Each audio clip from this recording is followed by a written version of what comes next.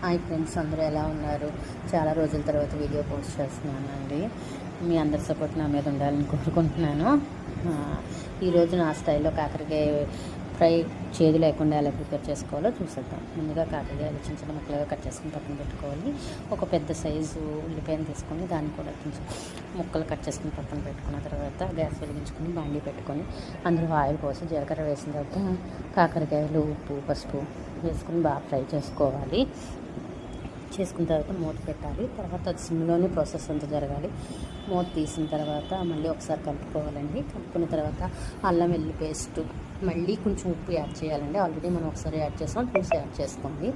ఉప్పు కూడా మళ్ళీ వేయాలన్నమాట. బాగా మగ్గుతుంది. తర్వాత ఇలా ఉన్న స్టేజ్లోనే మనం కట్ చేసి ఉంచుకున్నాం కదా, ఆ ఉల్లిపాయలు కూడా వేసేసి కలుపుకోవాలి. మనం వేసాం కదా అల్లం వెల్లుల్లి పేస్టు, పసుపు, ఉల్లిపాయలు కూడా పట్టేలా కలుపుకోవాలి. కలుపుకొని ఒకసారి మళ్ళీ మూత పెట్టేసుకోవాలండి.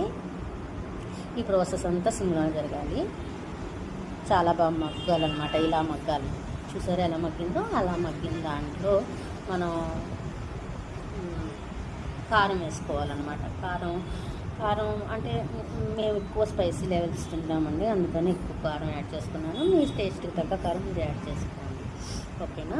ఇలా కలుపుకున్న తర్వాత కారం పచ్చివాసన పోవాలి కదా, అందుకు మళ్ళీ మూత పెట్టి ఒక 2-3 మినిట్స్ నుంచి మూత తీసి కలుపుకోవాలి. అంతేనండి, కాకరకాయ ఫ్రై రెడీ. అంతేనండి, అస్సలు చేదు ఉండదండి, చాలా బాగుంటుంది. ఒకసారి ట్రై చేసి చూడండి.